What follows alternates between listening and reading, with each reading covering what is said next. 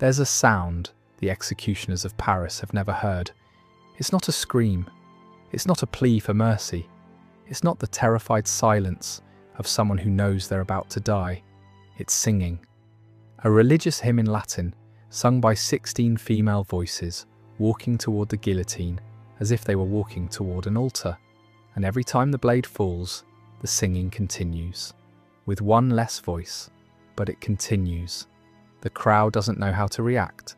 For months they've been celebrating executions, shouting insults, demanding more blood. But today they're silent. What they're witnessing doesn't make sense. They are the Carmelites of Compiègne, 16 cloistered nuns who hadn't left their convent in decades. And today, the revolution will kill them for it. One of them is named Constance, 29 years old, the youngest. She spent 9 years without leaving the convent. The first thing she sees of the outside world is the guillotine, and she's the first to climb the scaffold. Before walking toward the blade, Constance kneels before an older woman at the end of the line, the prioress, and asks, "Permission to die, mother?" The prioress caresses her face. "Go, my child." Constance kisses a small statue of the Virgin hidden in the prioress's hand, pushes the executioner aside, and walks toward the guillotine singing. She's the first. She won't be the last. What happens over the next hour will leave Paris silent. A city addicted to executions, stunned into silence by 16 women who refuse to stop singing. This is not legend. It happened on July 17th, 1794, at the bloodiest peak of the French Revolution. And 10 days later, Maximilien Robespierre, the most powerful man in France, the one who signed their death warrant, climbed those same steps. The man who built the guillotine's empire died beneath its blade. But what no one tells you is what happened before that scaffold. How 16 women who had never seen violence were dragged from their homes, stripped of everything they believed in, and told to renounce their faith or die. They chose to die, but not before making a vow that would haunt the revolution for centuries. This is Crown and Dagger, and this is what really happened. If these stories matter to you, support with a like and subscribe. By 1794, France had gone insane. What started as a revolution for liberty had become a machine of death. The promises of freedom and equality had drowned in blood. A man named Maximilien Robespierre controlled the Committee of Public Safety, and he saw enemies everywhere. Aristocrats hiding in attics, priests celebrating secret masses, anyone who didn't applaud loud enough at public executions. The solution was simple. Kill them all. Let God sort them out. Except Robespierre didn't believe in God.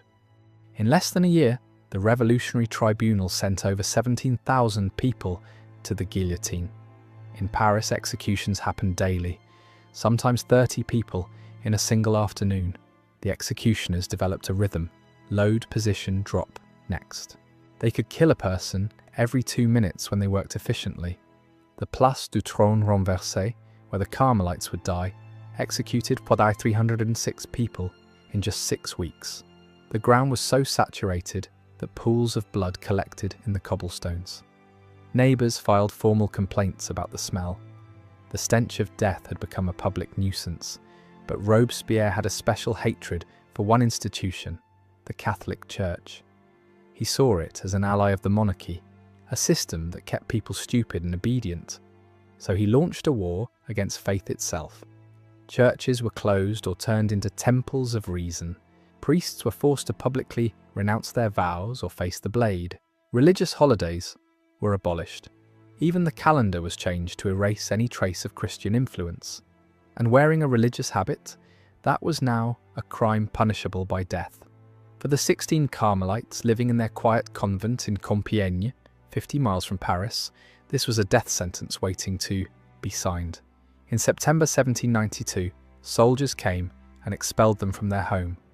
The nuns were forced into the streets, forbidden to wear their habits, forbidden to live together. But Mother Teresa of St. Augustine, their prioress, refused to let the community scatter. She found 4 small apartments in town where they could live in secret, continuing their prayers in whispers.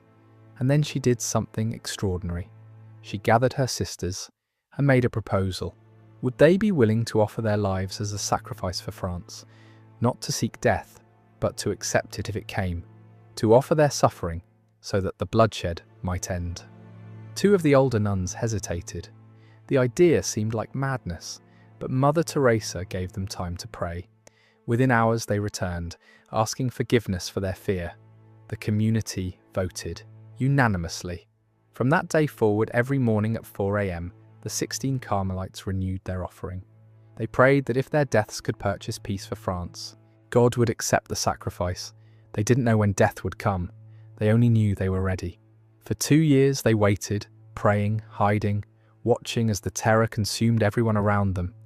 Then in June 1794, someone talked. June 21, 1794, soldiers broke down the door before dawn. Someone had informed on them, a neighbour, a shopkeeper, someone hungry for the reward the government paid for exposing hidden religious. 2 years of careful secrecy, destroyed by one whisper. The soldiers tore through everything. They found letters, prayer books, religious medals, a small statue of the Virgin, evidence that these women were still living as nuns. The charges: fanaticism and counter-revolutionary activity.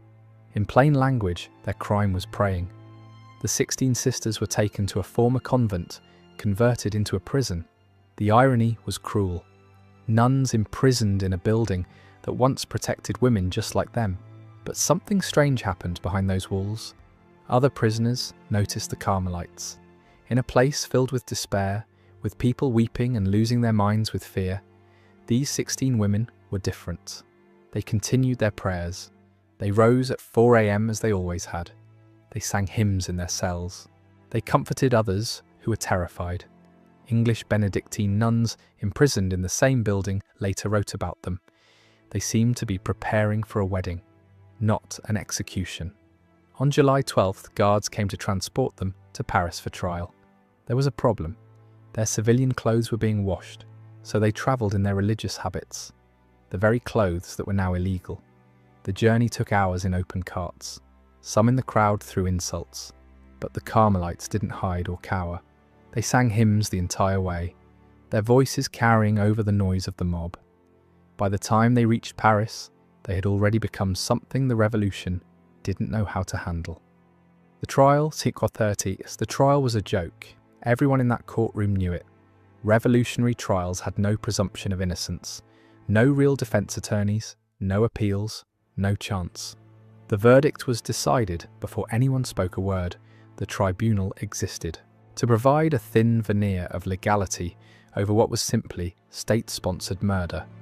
The prosecutor, Antoine Fouquier-Tinville, was a man who had sent hundreds to their deaths without losing a night's sleep. He had prosecuted Marie Antoinette. He had sent scientists, poets and generals to the blade with the same indifference. To him, the 16 women standing before him were just another batch of names to cross off his list. He read the charges in a bored voice, like he was reading a grocery list. The Carmelites were accused of fanaticism, of hiding weapons, of supporting the monarchy, of corresponding with enemies of the Republic. The weapons charge would have been laughable if the stakes weren't so high.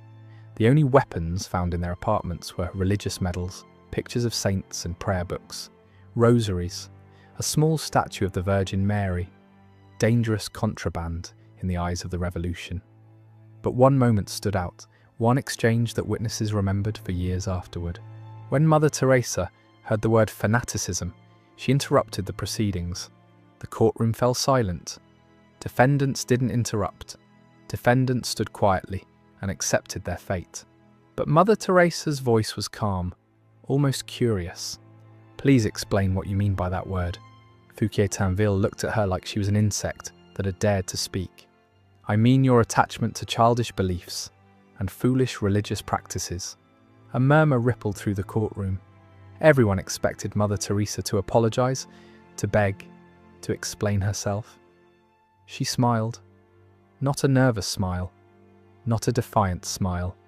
A peaceful smile, like someone who had just received confirmation of something they already knew.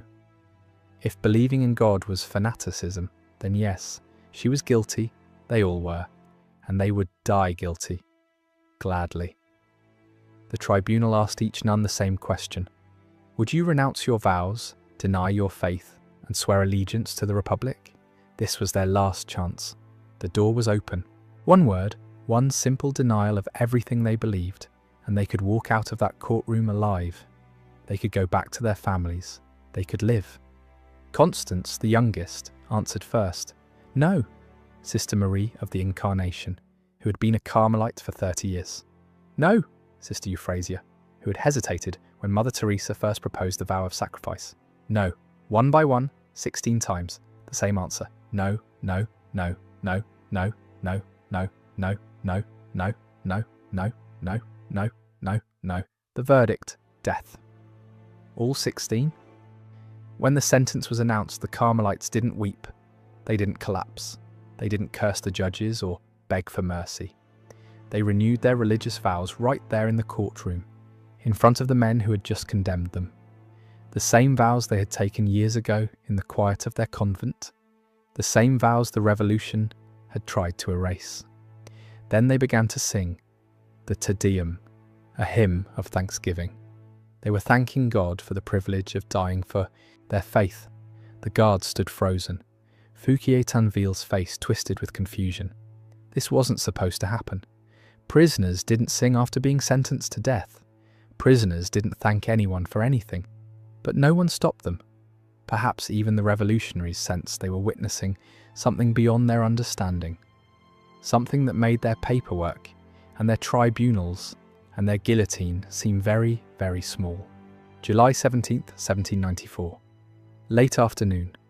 The summer heat pressed down on Paris, and the smell at the Place du Trône Renversé was unbearable. Weeks of daily executions had soaked the ground with blood. The 16 Carmelites were loaded into carts with 24 other condemned prisoners.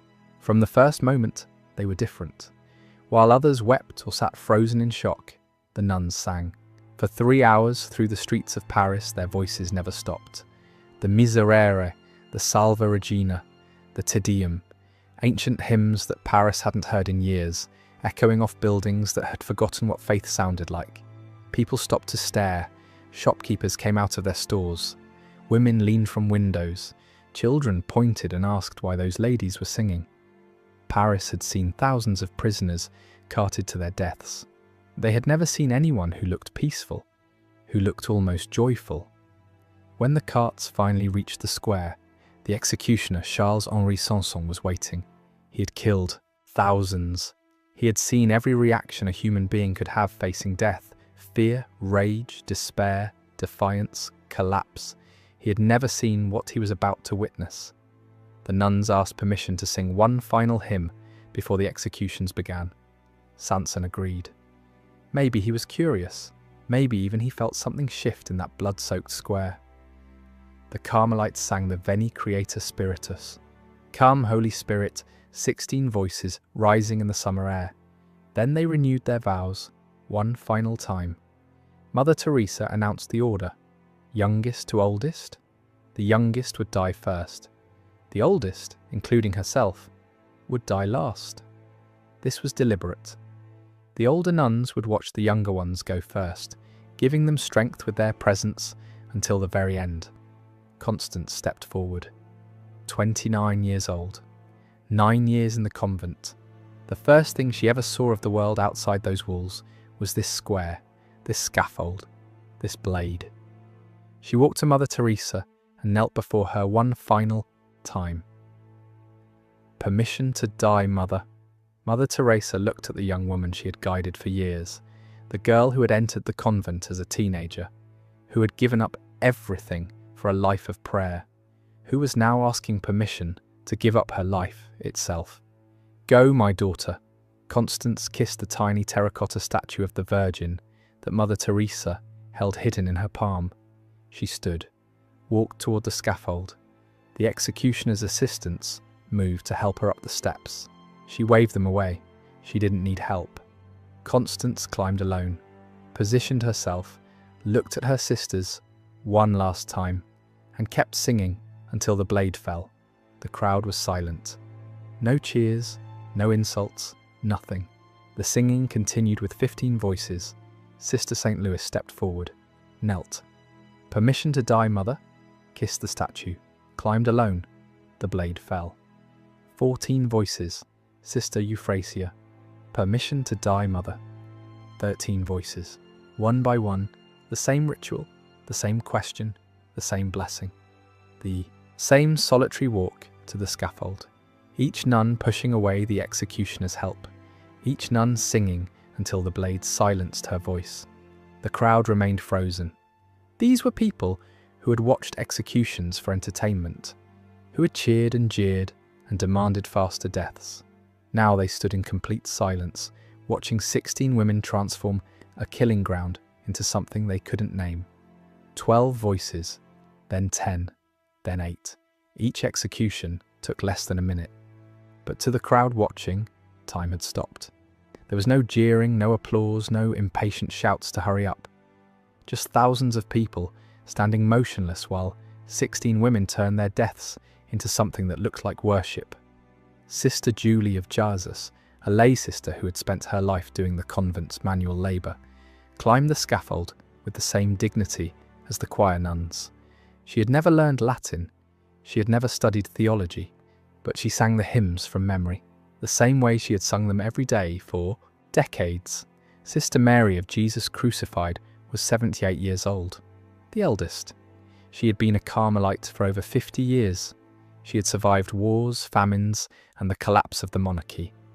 Now she stood before the executioner who would end her life. She paused and looked at him, not with hatred, not with fear. "I forgive you with all my heart," she said quietly, "and I pray God forgives you too." Charles-Henri Sanson, the executioner, had heard thousands of final words, curses, prayers, screams, confessions. But this tiny old woman offering him forgiveness stopped him cold. She climbed the scaffold without help, still singing with what remained of her sisters. 5 voices, then 3, then 2, and finally only 1. Mother Teresa of St. Augustine stood alone in the square. She had watched 15 of her daughters die. She had blessed each one. She had held the statue they kissed. She had said, "Go, my child," 15 times.